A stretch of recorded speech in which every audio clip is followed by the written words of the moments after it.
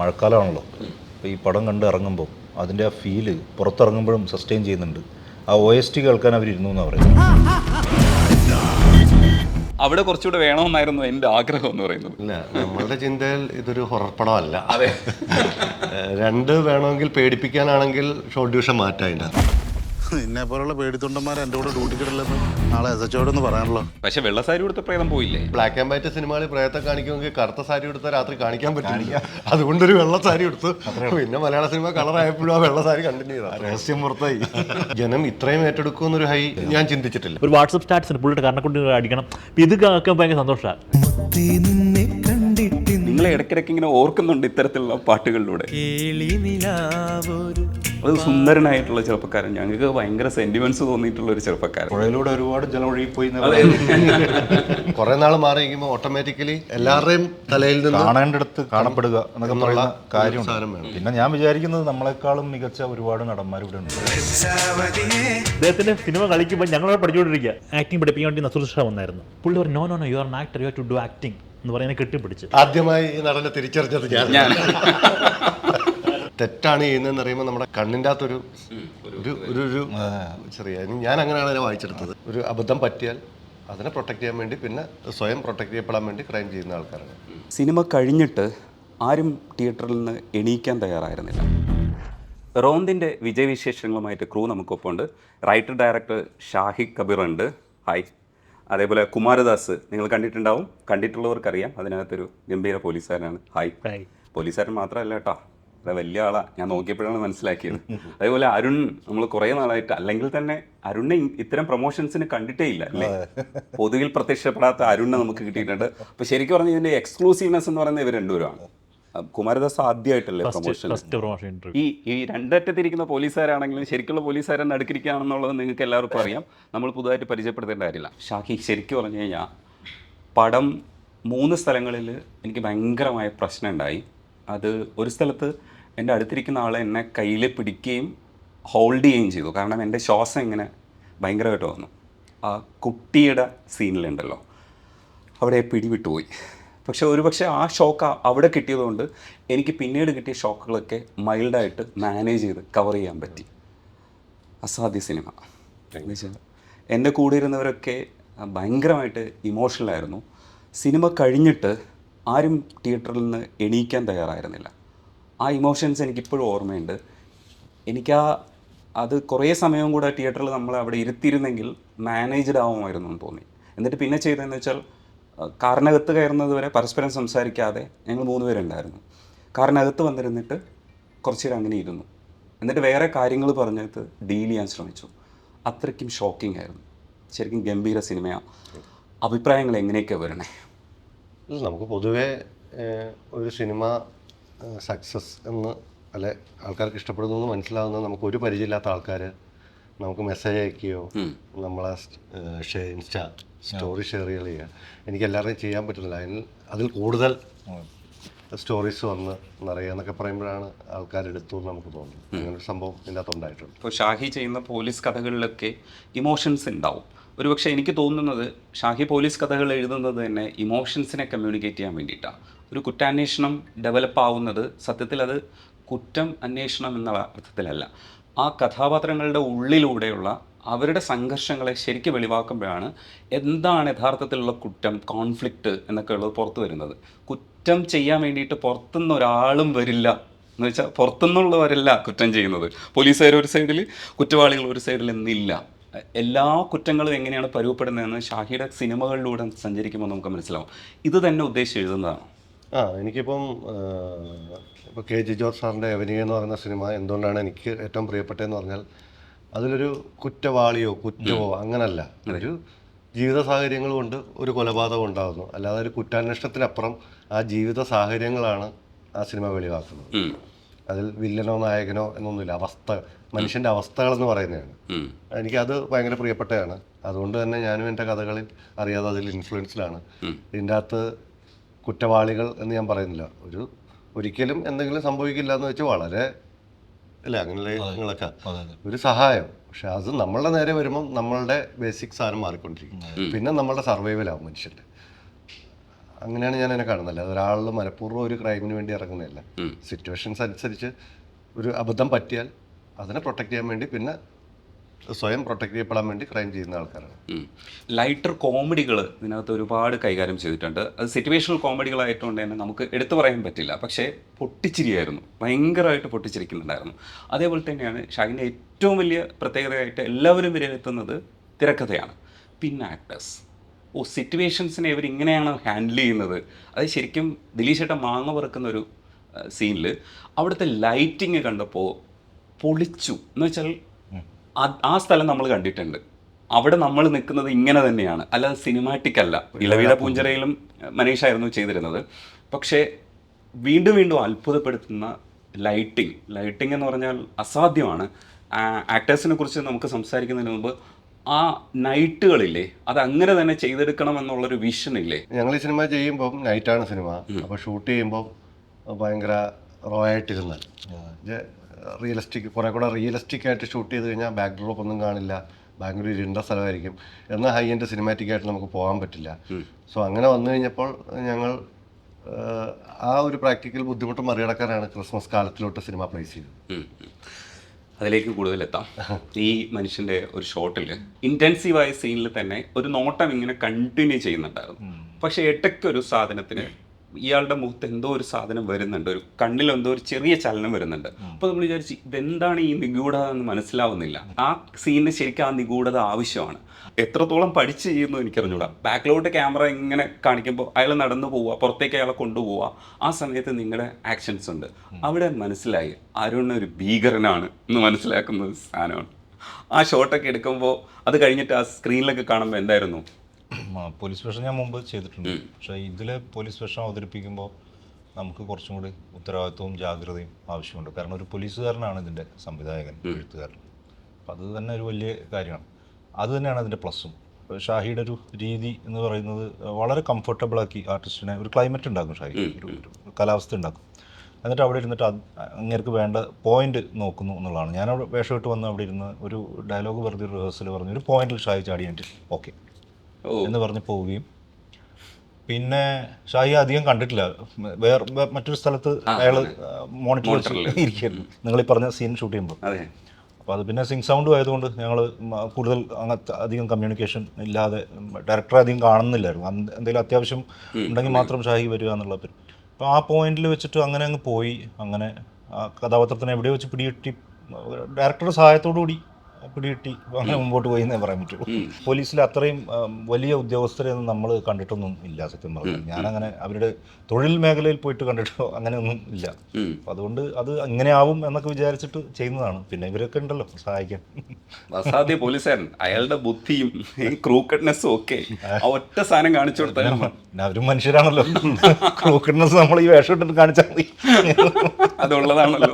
മരുദാസ്, ശരിക്കും നിങ്ങളുടെ സീനിനകത്ത് നിങ്ങൾ അപേക്ഷിക്കുന്ന, ഈ മനുഷ്യനോട് അപേക്ഷിക്കുന്ന ഒരു സാധനമുണ്ട്. അപേക്ഷിക്കുമ്പോൾ അത് കഴിഞ്ഞിട്ടാണ് അതിനകത്തുള്ളൊരു സാധനം റിവീൽ ആകുന്നത്. പക്ഷെ ആ റിവീൽ ആകുന്നതിന് മുമ്പ് തന്നെ എന്തോ ഒരു മിസ്റ്റേക്ക് ഇല്ലേ എന്ന് തോന്നുന്ന രീതിയിലാണ് നമ്മൾ പിന്നെ നമ്മുടെ തലയ്ക്കുള്ളിൽ റീവാച്ച് ചെയ്യുമ്പോൾ ആ അപേക്ഷയ്ക്കുള്ളത്. അത് അങ്ങനെ തന്നെ ഒരു പോയിന്റ് പിടിച്ച് ചെയ്തതാണോ, അങ്ങനെ തോന്നാൻ വേണ്ടി ചെയ്തതാണോ, അതേ സ്വാഭാവികമായി നമുക്കിത് തോന്നിപ്പിച്ചതാണോ സംവിധായകൻ? ആ സീൻ ചെയ്ത സമയത്ത് റിക്വസ്റ്റ് ആണ് റിക്വസ്റ്റ്. അപ്പോൾ ഞാൻ പൊളൈറ്റ് ഞാൻ ജനുവലി റിക്വസ്റ്റ് ചെയ്യായിരുന്നു. അങ്ങനെ.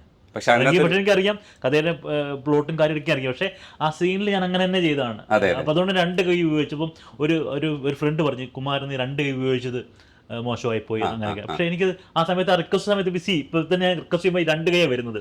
അപ്പോൾ ഞാൻ അങ്ങനെ തന്നെ ചെയ്തതാണ്, ആ റിക്വസ്റ്റ് ആയിട്ട് തന്നെ ചെയ്തതാണ്. പക്ഷെ അത് നിങ്ങൾ ബുദ്ധിപരമായി ചെയ്തു എന്നാണ് ഞാനൊക്കെ കരുതുന്നത്. കാരണം എന്ന് വെച്ചാൽ അത് പിന്നീട് നമ്മൾ റീവാച്ച് ചെയ്യുമല്ലോ. അപ്പോൾ അയാളുടെ അഭിനയം നോക്കുമ്പോൾ അതിനകത്തൊരു പ്രശ്നമുണ്ട്. ആ പ്രശ്നം അവിടെ വിസിബിൾ ആക്കി. മറ്റേയാളുടെ ജെനുവിൻ ആയിട്ടുള്ളൊരു റിക്വസ്റ്റ് ആണ്, ഇയാളുടെ ജെനുവിൻ അല്ല എന്നുള്ളൊരു ഫീൽ നമുക്ക് പിന്നീട് ഉണ്ടാക്കി. ഈ സാധനം ശരിക്കും സംവിധായകൻ ഉദ്ദേശിച്ചിരുന്നോ അതേ ഞങ്ങൾ വായിച്ചതാണോ? പല രീതിയിലുള്ള വായനകളാണ്.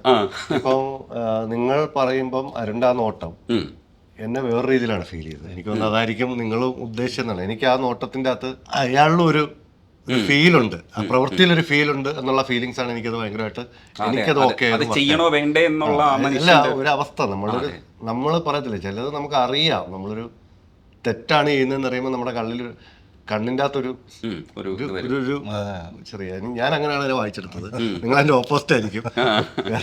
അത് ഓരോരുത്തരുടെ കാര്യം. നമ്മൾ സിനിമ കഴിഞ്ഞിട്ട് ഞാൻ ഉദ്ദേശിച്ചതാണെന്ന് പറയുന്നതിൻ്റെ അകത്തൊരു കാര്യമില്ല. പക്ഷെ എനിക്ക് ആ സമയത്ത് ആ നോട്ടത്തെ എനിക്ക് അങ്ങനെ ഫീൽ ചെയ്യണം. കാരണം എൻ്റെ കഥാപാത്രം അതായിരുന്നു. ഞാൻ കാണുന്ന കഥാപാത്രം അങ്ങനെ നേരത്തെ പറഞ്ഞ കണക്കുള്ളൊരു മോശം എന്നാ ഒരു സിറ്റുവേഷൻ ആണല്ല, ഒരു സിറ്റുവേഷൻ. പിന്നെ സർവൈവൽ നോക്കും മനുഷ്യർ. ആ സർവൈവലാണ്.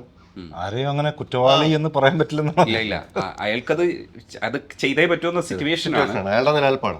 പക്ഷെ അയാൾക്കത് അങ്ങനെ എന്തോ ഒരു ചെറിയ എവിടെയോ എന്തോ പ്രശ്നമുണ്ട്. അല്ല, അത് ബ്രില്യൻ്റ് ആണ്, ഡയറക്ടർ ബ്രില്യൻസ് ആണ്. ഇത് സാധാരണ പോത്തേട്ടന് കൊടുക്കുന്ന ഒരു സാധനം ബ്രില്യൻസ് അതേ ശിഷ്യനും വാങ്ങിച്ചിരിക്കുന്നു എന്നുള്ളതാണ്.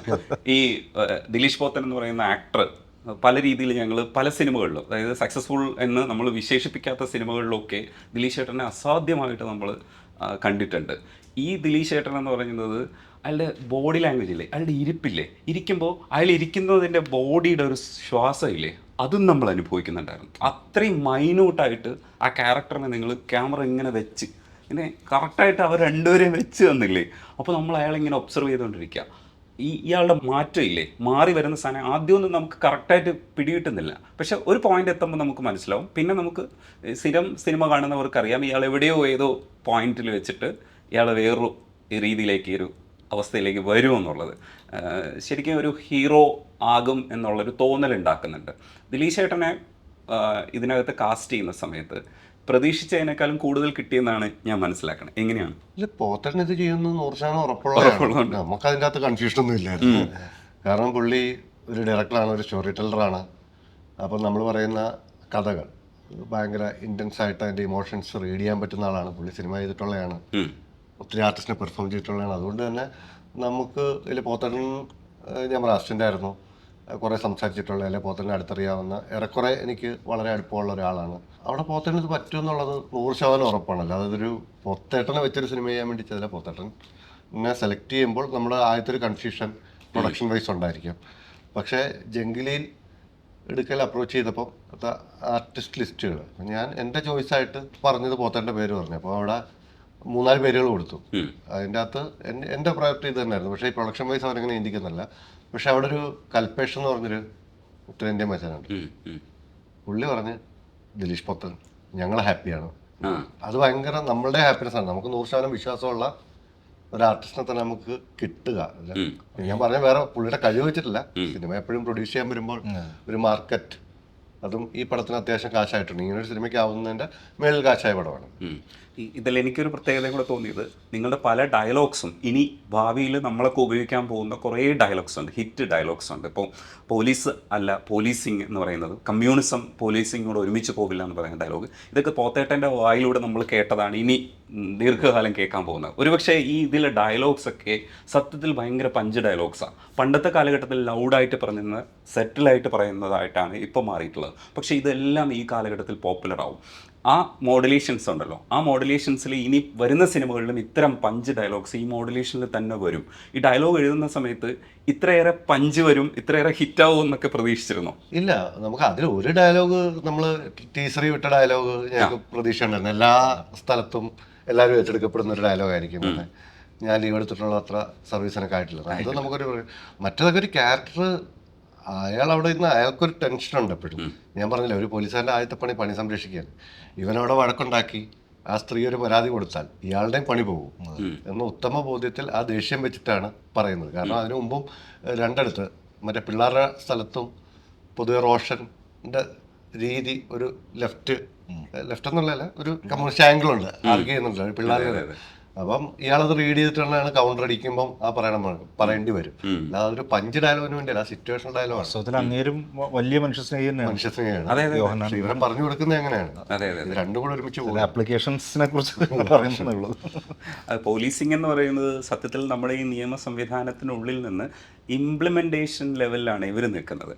ആ ഇംപ്ലിമെൻറ്റേഷൻ സത്യത്തിൽ അതിൻ്റെ കോൺഫ്ലിക്റ്റുകളാണ് ഈ സിനിമ കൂടുതലും കൈകാര്യം ചെയ്തിരിക്കുന്നത്.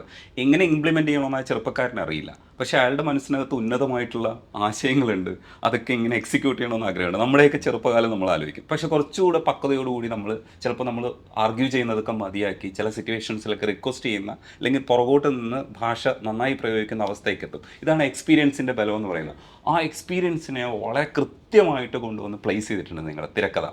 ആ പല സ്ഥലത്തും നമുക്ക് തോന്നി നമ്മൾ ഇയാളുടെ കൂടെ നിൽക്കുമ്പോൾ, ചെറുപ്പക്കാരനൊപ്പം നിൽക്കുമ്പോഴും പിന്നീട് നമ്മൾ മനസ്സ് മാറിയിട്ട് അയാളിലേക്ക് ഷിഫ്റ്റ് ആവുന്നുണ്ട്. അത് പല സിറ്റുവേഷൻസിലും ദിലീഷ് ചേട്ടൻ്റെ ക്യാരക്ടറിനെ അങ്ങനെയാണ് നിങ്ങൾ ഹീറോ ആക്കി വെക്കുന്നത്. രണ്ടുപേരും ഹീറോസ് തന്നെയാണ്. അല്ല, മനുഷ്യസ്നേഹിയാക്കി മാറ്റുന്നത് മനുഷ്യനാണെന്ന്. അതെ, ആ വാക്കിന് ചില പരിമിതികളുണ്ട്. ഈ എഴുത്തിൻ്റെ ഈ അവസ്ഥകളിലൊക്കെ പോകുമ്പോഴും ഈ സാധാരണ നമ്മൾ ഉപയോഗിക്കുന്ന ദ്വന്ദ്ങ്ങളില്ലേ, ഈ ദ്വന്ദ്ങ്ങളില്ലാതെ എഴുതുമ്പോൾ പഞ്ച് കുറഞ്ഞു പോവും എന്ന് തോന്നില്ല. അങ്ങനെയുള്ള ചിന്തയൊന്നുമില്ല. ഞാൻ നേരത്തെ പറഞ്ഞ ഇപ്പം ഇത് നമ്മൾ പോലീസ് സിനിമയാണ് പറയുന്നത്. പോലീസ് എന്താണ് പോലീസ് എന്ന് ചോദിച്ചു കഴിഞ്ഞാൽ ഞങ്ങളെ പഠിപ്പിക്കുന്നൊരു വാചകം, പോലീസിന്റെ അപ്തവാക്യം എന്ന് പറയുന്നത് ജനങ്ങളുടെ ജീവനും സ്വത്തും അന്തസ്സും സംരക്ഷിക്കുക. ആർക്കാണ് ഇതൊക്കെ ഉള്ളത് എന്ന് പറഞ്ഞാൽ ഒരു ക്യാപിറ്റലിസ്റ്റ് അവസാനം പറഞ്ഞ കാര്യം വലിയ വിഷയം. ഒരു പോയിന്റ് ഉണ്ട്. നമ്മൾ അങ്ങനല്ല, ഞാനിതിനെ പോലീസിനായിട്ടല്ല പറഞ്ഞ, എപ്പോഴും നിയമനിയന്ത്രണങ്ങൾ എന്ന് പറയുന്നത് പോലും എല്ലാവർക്കും തുല്യ നീതിയുള്ളിടത്ത് തുല്യ അവകാശങ്ങളല്ലേ ഈ ഭൂമിയിൽ എല്ലാവർക്കും. അപ്പോൾ ആ അവകാശം നേടിയെടുത്തവരെ സംരക്ഷിക്കുക, അതാണ് മറ്റേ കമ്മ്യൂണിസം ഒരുമിച്ച് പോവില്ല. പിന്നെ പോലീസിന്റെ ആപ്തവാക്യം തന്നെ ജനങ്ങളുടെ ജീവനും സ്വത്തും അന്തസ്സ് സംരക്ഷിക്കുക എന്നാണ്. എന്ന് പറയുന്നതിന് പകരം ഉള്ളവൻ്റെ ഇല്ലാത്തവൻ പിടിച്ചുപറിക്കാതിരിക്കാൻ എന്ന് പറയുന്ന ഡയലോഗ് അങ്ങനെ കണ്ടാൽ മതി. ഇനി ഒരുപാട് ഡിസ്കസ് ചെയ്യാൻ കരുണിൻ്റെ അടുത്ത് 1-2 കാര്യങ്ങൾ ചോദിച്ചോട്ടെ. ഞാൻ പറഞ്ഞില്ലേ, ഈ അടുത്ത് തന്നെ 2 ആഴ്ച മുമ്പ് ഞാൻ മുത്തേ നിന്നെ കണ്ടിട്ടിന്നൻ ഉള്ളിൽ മെല്ലെപ്പൂ വിട്ടല്ലോ പ്രേമ മല്ലിപ്പൂ, ആ പാട്ട് ഇങ്ങനെ കേട്ടു. നിങ്ങളെ ഇടയ്ക്കിടയ്ക്ക് ഇങ്ങനെ ഓർക്കുന്നുണ്ട് ഇത്തരത്തിലുള്ള പാട്ടുകളിലൂടെ. അതേപോലെ കേളിനില ഒരു പാലാഴി, അതിലെ ചെറുപ്പക്കാരൻ, അത് സുന്ദരനായിട്ടുള്ള ചെറുപ്പക്കാരൻ, ഞങ്ങൾക്ക് ഭയങ്കര സെന്റിമെന്റ്സ് തോന്നിയിട്ടുള്ള ഒരു ചെറുപ്പക്കാരൻ. ഫോർ ദ പീപ്പിളിൽ നമ്മൾ രസകരമായി തിയേറ്ററിൽ ആഘോഷിക്കുന്നു. അതെന്ന് വെച്ചാൽ ഒരുപക്ഷെ നമ്മൾ ഈ ചിക്കുപുക്ക് റൈലേ കഴിഞ്ഞിട്ട് ലജ്ജാവതിയാണ് പിന്നെ ഒരു അത്തരത്തിലുള്ളൊരു മാറ്റം, സമഗ്രമായിട്ടുള്ളൊരു മാറ്റം നമ്മുടെ സിനിമയിൽ കൊണ്ടുവരുന്നത്. ഇല്ലെങ്കിൽ പാട്ടിൽ നമ്മൾ കേരളത്തിൽ അത്രയും അലയടിച്ച മറ്റൊരു പാട്ടില്ല, അതിന് ശേഷവും ഇല്ല എന്നുള്ളതാണ് സത്യം. ആ സമയത്തൊക്കെ നമ്മുടെ മനസ്സിലൊരു സ്റ്റാർ ആവാൻ സാധ്യതയുള്ള ഒരാളായിരുന്നു എന്നുള്ളത്. പിന്നീട് പക്ഷേ കുറച്ച് സിനിമകളിലൊക്കെ നമ്മൾ വിസിബിൾ അല്ലാത്ത സിനിമകളിലൊക്കെ ആയിപ്പോയി. പക്ഷെ ഇപ്പോൾ വീണ്ടും നിങ്ങൾക്കൊരു വിസിബിലിറ്റി വരുമ്പോൾ പഴയ ആളിനെ അല്ല കേട്ടോ ഇതിനകത്ത് കണ്ടത്, ഇത് വേറൊരാളാണ്. അതായത് കണ്ണിലൊക്കെ ഉള്ള ഭാവമൊക്കെ കണ്ടു കഴിഞ്ഞാൽ എന്താണെന്ന് നമുക്ക് പിടിയിട്ടില്ല, പക്ഷെ എന്തോ ഒരു സംഗതിയുണ്ട്. ഈ കാലം ഇല്ലേ, ഈ കാലത്ത് കുറേ കാലം ഇങ്ങനെ പുഴയിലൂടെ ഒരുപാട് ജലം ഒഴുകിപ്പോയി. അതെ, അത് ശരിക്കും എക്സ്പ്ലോർ ചെയ്തെന്നെങ്കിൽ എന്ന് തോന്നില്ലേ ഇടയ്ക്കൊക്കെ. പിന്നെ നമ്മൾ ഈ മാനേജ്മെന്റ് എന്ന് പറയുന്നൊരു കാര്യമുണ്ടല്ലോ, നമ്മൾ അങ്ങനെ ആയിരുന്നില്ല അതിൻ്റെ കാര്യം. പിന്നെ സിനിമയോടുള്ള ഇഷ്ടം കീപ്പ് ചെയ്യുന്നു എന്നുള്ളത്. അപ്പം അങ്ങനെ ഉള്ള ആളുകളുടെ കൂടെ വർക്ക് ചെയ്യാൻ പറ്റും. പക്ഷെ ഷാഹി കബീറിൻ്റെ കൂടെ വർക്ക് ചെയ്തത് വലിയ സന്തോഷമുള്ള കാര്യമാണ്. ഞാൻ ഇദ്ദേഹത്തെയും ഇവരെല്ലാം പറയാറുള്ള കാര്യമാണ്. കാരണം അരുൺ എന്ന് പറയുന്ന ഒരു ആക്ടർ ഈ സിനിമയിൽ വന്നിട്ടുണ്ടെങ്കിൽ ഞാൻ രതീഷ് അമ്പാടിൻ്റെ അവിടെ വെച്ചിട്ട് വർഷങ്ങൾക്ക് ശേഷം ഞങ്ങൾ അടുത്തിടവഴി സംസാരിച്ചത് കൊണ്ട് മാത്രം, അല്ലെങ്കിൽ ചിലപ്പോൾ ഈ വിസിബിലിറ്റി ഭയങ്കര പ്രോബ്ലമാണ്. കുറേ നാൾ മാറി കഴിയുമ്പോൾ ഓട്ടോമാറ്റിക്കലി എല്ലാവരുടെയും തലയിൽ നിന്ന് കാണേണ്ടടുത്ത് കാണപ്പെടുക എന്നൊക്കെ പറയുന്ന കാര്യമുണ്ട്. പിന്നെ ഞാൻ വിചാരിക്കുന്നത് നമ്മളെക്കാളും മികച്ച ഒരുപാട് നടന്മാർ ഇവിടെ ഉണ്ട്, അങ്ങനെയും കൂടെ അതിനകത്ത് കാണേണ്ടി വരും. അതല്ല, അത് മാത്രമല്ല മാറ്റർ. നമ്മൾ പറഞ്ഞില്ലേ കുറച്ചാള് ഇന്റർവ്യൂസ് ബലം പിടിച്ചൊക്കെ കൊണ്ടുവരുന്നത് നമ്മളെ ഇങ്ങനെ ഞങ്ങൾ ഉണ്ട്. നമ്മുടെ ജോലി നമുക്ക് വേണ്ടി സംസാരിക്കുക എന്നുള്ളതാണ്. പക്ഷെ പിന്നീട് അതിനകത്ത് ഒരുപാട് മാറ്റങ്ങൾ വന്നല്ലോ അല്ലേ. അപ്പം നിങ്ങൾ ഫോർ ദ പീപ്പിളിൻ്റെ കാര്യം പറഞ്ഞപ്പോൾ ഞാൻ ഒരു കാര്യം ആലോചിക്കുന്നത്, ഈ സിനിമാ പത്രപ്രവർത്തനം ഉണ്ടല്ലോ, അതിൽ വലിയൊരു മാറ്റം വന്നിട്ടുണ്ട്. സിനിമയുടെ അകത്ത കാര്യങ്ങളെ എല്ലാവരും പറയാറുള്ളൂ. അപ്പോൾ ഇത് ഞങ്ങളാ പണ്ട് വണ്ടി എടുത്തിട്ട് തിയേറ്ററുകൾ തോറും വിസിറ്റ് ചെയ്യുക അങ്ങനെയുള്ള പരിപാടി തുടങ്ങിയതെന്ന് എനിക്ക് തോന്നുന്നുണ്ട്. അതിനു മുമ്പ് സിനിമ ഹിറ്റുകളൊക്കെ ആകുമെങ്കിലും തിയേറ്ററുകളിൽ അങ്ങനെ വിസിറ്റുകൾ ഉണ്ടാവാറില്ലായിരുന്നു. ആ സിനിമയുടെ ക്രൂ എല്ലാ തിയേറ്ററുകളിലും ഓൾ കേരള ഇങ്ങനെ പോയിരുന്നു. അപ്പോൾ ഈ അടുത്തിപ്പോൾ ഞങ്ങളിപ്പോൾ കഴിഞ്ഞ ദിവസം തൃശ്ശൂർ പോയി, അതിന് മുമ്പത്തെ ദിവസം കോട്ടയം പോയി. അപ്പോഴേക്കും എനിക്ക് അത് ഓർമ്മ വന്നു. സത്യം പറഞ്ഞു പത്രപ്രവർത്തനത്തിനും വലിയ മാറ്റം വന്നിട്ടുണ്ട്. അപ്പം അത് എഴുത്ത് മാത്രമായി നിന്ന സ്ഥലത്തു നിന്ന് അതൊരു വിഷ്വൽ ഏരിയയിലേക്കും ഒക്കെ മാറി. അപ്പോൾ നമുക്ക് ചിലപ്പോൾ എന്നെ പോലുള്ള ഒരാൾക്ക് അത് മനസ്സിലാവാത്തത് കൊണ്ടായിരിക്കാം കൂടുതലായിട്ട് ഇൻ്റർവ്യൂകളിൽ അപ്പിയർ ചെയ്യാനുള്ള ഒരു ബുദ്ധിമുട്ട് തോന്നുന്നതൊക്കെ അതുകൊണ്ടായിരിക്കാം. ഈ ചോട്ടാ മുംബൈയിൽ പിള്ളേരെല്ലാം ഡാൻസ് കളിക്കുന്നുണ്ട് തിയേറ്ററിനകത്ത്. ചെടിക്കുളങ്ങരയൊക്കെ വരുമ്പോൾ ഡാൻസ് തന്നെ, വേറെ ഒന്നും കാണാനില്ല, ഡാൻസ് കളിക്കാൻ വേണ്ടിയാണ് പോകുന്നത്. അന്ന് തിയേറ്ററിൽ ഈ രണ്ടാമത് പാട്ട് വെക്കേണ്ട അവസ്ഥ വന്നത് ഡാൻസ് കളി. ആദ്യം തുടങ്ങിയത് ഡാൻസ് കളി, അതിലാണ് വിസിബിളായി ഡാൻസ്. അത് അടിപൊളി പരിപാടിയാണ്. അടിപൊളി പരിപാടിയാണ് അത്. അന്ന് നിങ്ങൾക്കും പുതുതായിരുന്നല്ലോ. അതെ, പൊതുവേ നമ്മുടെ സാമൂഹ്യ ജീവിതത്തിലും ഈ മനുഷ്യർ നൃത്തം ചെയ്യാനൊക്കെ തുടങ്ങിയിട്ട് കുറച്ച് കാലമല്ലേ ആയിട്ടുള്ളൂ. ഇപ്പോൾ ഈ അടുത്തല്ലേ ഈ കല്യാണങ്ങൾക്ക് എല്ലാവരും നൃത്തം ചെയ്യുക. മുമ്പ് അച്ഛനും മക്കളും കൂടെ ഒന്ന് നൃത്തം ചെയ്യുന്ന പരിപാടി അങ്ങനെ മലയാളികൾക്ക് ഉണ്ടായിരുന്നില്ല എന്ന് എനിക്ക് തോന്നുന്നു. ഇപ്പൊ എല്ലാവരും നൃത്തം ചെയ്യുന്നുണ്ട്. അതായത് സത്യം പറഞ്ഞാൽ നല്ല സന്തോഷമുള്ള കാര്യമാണ്. നമ്മുടെ കൾച്ചറിൽ ബാക്കി എല്ലായിടത്തും ഉണ്ടായിരുന്നു ആ ഡാൻസ് ഇവരാണ് തുടങ്ങി വെച്ച തിയേറ്ററിനകത്ത്. അതിന്റെ ഉപജ്ഞാതാക്കൾ. അതെ, നിങ്ങളാണ് അതിന്റെ പ്രയോക്താക്കൾ. പക്ഷെ ജാസിഫിന്റെ ഗാനമേളയ്ക്കാണ് ഞാൻ ആദ്യമായിട്ട് ഞാൻ ഡാൻസ് കളിക്കുന്നത്. ഞാൻ പൊതുവെ ഒരു ഇൻട്രോവേർട്ട് ആയിട്ടുള്ള ഒരു മനുഷ്യനാണ്. പക്ഷേ ആ ഗാനമേളയിൽ മഴയത്ത് ഞങ്ങൾ മുമ്പിൽ പോയി നിന്ന് ഡാൻസ് കളിച്ചു. കാരണം അത്രയും സ്വാധീനിച്ചു ആ പാട്ടെന്നുള്ളത്. അപ്പൊ ഈ അതിന്റെ ഇടയ്ക്കുള്ള ഒഴുകിപ്പോയ വെള്ളത്തെക്കുറിച്ച് പറഞ്ഞു, അത് പറയണം, അതിലേക്ക് വരും. ശരിക്കും സ്കൂൾ ഓഫ് ഡ്രാമ കഴിഞ്ഞിട്ടാണ് പൂനെയിൽ പോകുന്നത് പഠിക്കാൻ വേണ്ടി. NSD പോകുന്നത്. അവിടെ നിന്നാണ് പിന്നെ പൂനെ പോകുന്നത്. അവിടെയാണ് നസറുദ്ദീൻ ഷാ എന്ന് പറയുന്ന നമ്മളൊക്കെ ഭയങ്കരമായിട്ട് ആരാധിക്കുന്ന മനുഷ്യൻ വരുന്നത്. ആ കഥയൊന്ന് പറഞ്ഞാൽ നന്നായിരിക്കും. വേണ്ടി ഞാനൊരു കാര്യം പറയാം. ഞാൻ ബസലിസ് കോളേജ് പഠിക്കുമ്പോൾ എൻ്റെ ജൂനിയറായിട്ട് വരുന്നതാണ് പൊളിറ്റിക്സിൽ. അന്ന് കാണുന്ന കുമാരദാസൻ, എനിക്ക് ഓർമ്മയുള്ള കുമാരദാസൻ മിമിക്രി ചെയ്യുന്ന ഫയർ ഡാൻസ് കളിക്കുന്ന കുമാരദാസനായിരുന്നു. പിന്നീട് കുറെ കാലങ്ങൾക്ക് ശേഷം കുമാരനെ കാണുമ്പോഴാണ് NSD. കുമാരദാസ് ഭയങ്കര ആക്ടറാണ്, ഭയങ്കര ഇഷ്ടമുള്ള ആക്ടർ. നിങ്ങളിപ്പോ അഹല്യയിലെ പ്രിൻസിപ്പലാണ്. ആക്ടിംഗ് ഡിപ്പാർട്ട്മെന്റ് HOD ആണ്. HOD ആണ്. അപ്പോൾ അടിപൊളി. അപ്പൊ ആ കാലഘട്ടം പറയൂ. ഓക്കെ, പണ്ട് പോലെ ആഗ്രഹം നടനാൻ വേണ്ടിയിട്ടാണ്. അപ്പം അങ്ങനെയാണ് ആ ഒരു പോക്കിലാണ് ഡ്രാമ സ്കൂളിൽ പോകുന്നത് തൃശ്ശൂർ. അവിടുന്ന് പിന്നെ NSD അഡ്മിഷൻ കിട്ടുന്നു, അവിടെ ചെല്ലുന്നു. അപ്പം എനിക്കന്ന് ലാംഗ്വേജ് ഹിന്ദി അറിയത്തില്ല, മലയാളം മാത്രമേ അറിയത്തുള്ളൂ. അതുകൊണ്ട് തന്നെ അവിടെ നോർമലി അവിടെ NSD പഠിക്കുന്നവർക്ക് ഹിന്ദി അറിയുന്ന ആൾക്കാരാണ് കൂടുതൽ പ്രിഫറൻസ് നാടകങ്ങളിലൊക്കെ. അപ്പോൾ അതുകൊണ്ട് ഞാൻ സെക്കൻഡ് ഇയർ ആയപ്പോഴത്തേന് ഒരു സ്പെഷ്യലൈസേഷൻ ഉണ്ട്. അപ്പം ഞാൻ ഡയറക്ഷൻ എടുത്തത്. അങ്ങനെ ഡയറക്ഷൻ എടുത്ത സമയത്ത് എൻ്റെ ആക്ടിങ് ബാച്ചിൻ്റെ കൂടെ ആക്ടിങ് പഠിപ്പിക്കാൻ വേണ്ടി നസറുദ്ദീൻ ഷാ വന്നായിരുന്നു. അപ്പോൾ അദ്ദേഹത്തെ ഞാൻ കണ്ടിട്ടില്ല. പക്ഷേ ഞാൻ അഭിനയിച്ച നാടകം ഇദ്ദേഹം കണ്ടു. അപ്പോൾ ആ ക്ലാസ്സിൻ്റെ ഇടയ്ക്ക് അദ്ദേഹം ആ ഷോ കഴിഞ്ഞ് എൻ്റെ നാടകം കാണാൻ വന്ന സമയത്ത് അതെന്നെ നോട്ടീസ് ചെയ്ത്. അപ്പോൾ അത് എന്നെ വിളിച്ചു, നീ എന്താ എൻ്റെ ക്ലാസ്സിൽ വരാമെന്ന് ചോദിച്ചു. ഞാൻ പറഞ്ഞു, സാറേ ഞാൻ ആക്ടിങ് സ്റ്റുഡൻ്റ് അല്ല, ഞാൻ ഡയറക്ഷൻ സ്റ്റുഡൻ്റാണെന്ന് പറഞ്ഞു. പുള്ളി പറഞ്ഞു, no you are an actor, you have to do acting എന്ന് പറഞ്ഞ് എന്നെ കെട്ടിപ്പിടിച്ച്. ആ ഒരു കെട്ടിപ്പിടുത്താണ് എന്നെ, ഇത്രയും വലിയൊരു ആക്ടർ മലയാളിയായി എന്നെ എൻ്റെ അഭിനയം കണ്ട് കെട്ടിപ്പിടിക്കുന്നു, നീ ഒരു ആക്ടറാന്ന് പറയുമ്പോൾ എന്നെ സംബന്ധിച്ച് ഓസ്കാർ കിട്ടിയ ഒരു പ്രതീതിയാണ്. പിന്നീട് 2009 ഞാൻ NSD കഴിയുന്നു. ഞാൻ തിയേറ്റർ ഡയറക്ടറായിട്ട് ഡൽഹിയിൽ എസ്റ്റാബ്ലിഷ് ആവുന്നു. പിന്നീട് HOD of Madhya Pradesh school of drama അവിടെ വർക്ക് ചെയ്യുന്നു. അങ്ങനെ ഒരു 10 വർഷത്തോളം ഞാൻ അവിടെ വർക്ക് ചെയ്യുകയാണ് as A theatre director and theatre designer. അപ്പോൾ എൻ്റെ അപ്പോഴും ആഗ്രഹം ആക്ടർ ആവാനാണ്. പിന്നെ ഒരു ആക്സിഡൻറ്റ് എനിക്ക് സംഭവിച്ചു 2012. അങ്ങനെ ഒരു 6-7 മാസം ബെഡിലായിരുന്നു ഞാൻ. അപ്പോൾ എൻ്റെ കാഴ്ച കാര്യങ്ങളൊക്കെ നഷ്ടപ്പെട്ടു പോയി. അപ്പോഴീ മനസ്സിലായ കാര്യം കണ്ടു, നസറുദ്ദീൻ ഷാ പറഞ്ഞ കാര്യം, നീ ഒരു ആക്ടറാണെന്ന്. അങ്ങനെയാണ് വീണ്ടും 2016 ഞാൻ FTയിൽ പോയി ചേരുന്നത്. അങ്ങനെ FTയിൽ ഞാൻ ആക്ടിങ് ചേർന്നു. അവിടെ നസീർ സാറ് വന്നു പഠിപ്പിക്കാൻ വേണ്ടിയിട്ട്.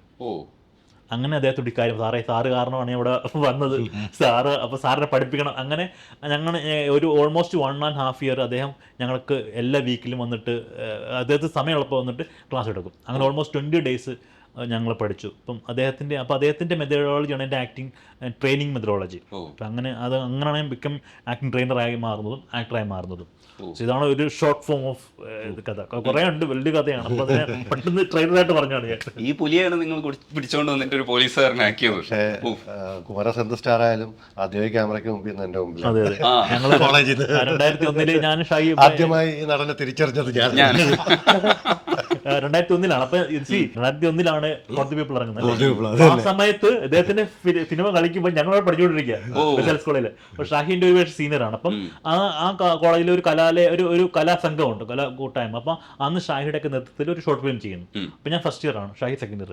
അപ്പോൾ ഷാഹിയാണ് സ്ക്രിപ്റ്റ് എഴുതിയിരിക്കുന്നത്. അങ്ങനെ എന്നെ അവർ കാസ്റ്റ് ചെയ്യുന്നു. അപ്പം നമ്മൾ മിമിക്രി, ഫയർ ഡാൻസ്, സകലമായ പരിപാടി ചെയ്യുന്ന ആളാണ്. അപ്പം എന്നെ കാസ്റ്റ് ചെയ്ത് അതിൽ ഒരു കോമഡി ക്യാരക്ടറാണ്. അപ്പോൾ എൻ്റെ ഫസ്റ്റ് ക്യാമറ ആക്ടിങ് ഷാഹിയുടെ സ്ക്രിപ്റ്റിലാണ്. ഷാഹിയുടെ ഡയലോഗ് വായിച്ചാണ് അഭിനയിക്കുന്നത്. അപ്പോൾ അതിനുശേഷം 24 വർഷം കഴിഞ്ഞു, ഒരു ഓൾമോസ്റ്റ് 24 ഇയർ. അപ്പോഴാണ് ഒരു മലയാള സിനിമയിൽ ബിഗ് സ്ക്രീനിൽ ഞാൻ റോന്ത് റിലീസാവുന്നു. ആ റോന്തിലും ഒരു ഇമ്പോർട്ടൻറ്റ് ക്യാരക്ടർ മലയാളത്തിൽ ചെയ്യുന്നു.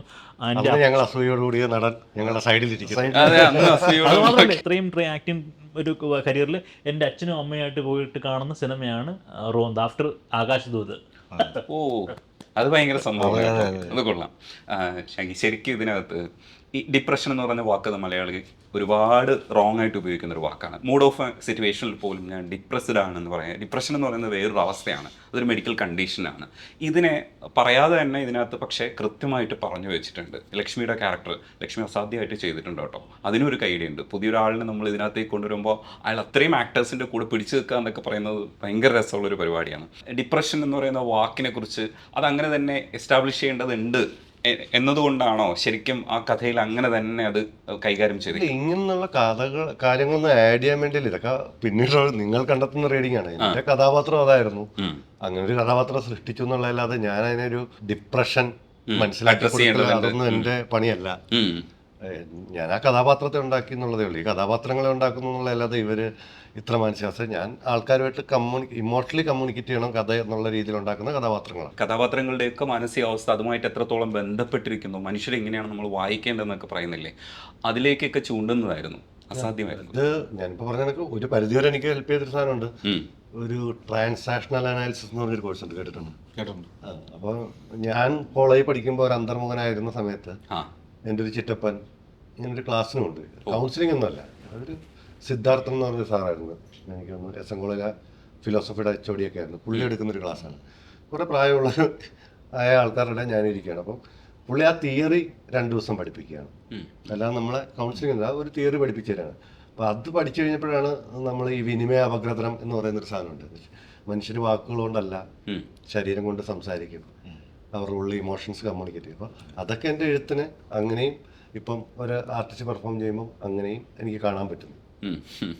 മ്യൂസിക് ഡിപ്പാർട്ട്മെൻറ്റ് അനിൽ ജോൺസൺ ഒരുപക്ഷെ നിങ്ങളുടെ കൂടെ മുമ്പും വർക്ക് ചെയ്യുന്ന ഈ ഇതിനകത്ത് എല്ലാവരും ഒരേ സ്വരത്തിൽ പറയുന്നത് അതിൻ്റെ ഒഴുക്കാണ്. അതായത് ഒരു സ്ഥലത്തും കല്ലുകടിയാവാതെ ചില സ്ഥലത്തൊക്കെ തിയേറ്ററിക്കൽ എക്സ്പീരിയൻസിന് വേണ്ടി ഇപ്പോൾ നമ്മൾ പല സിനിമകളിലും ഇങ്ങനെ ജാറിങ് ആയിട്ടുള്ള മ്യൂസിക്കിനെ ആ തരത്തിൽ ആഘോഷിക്കാറുണ്ട്.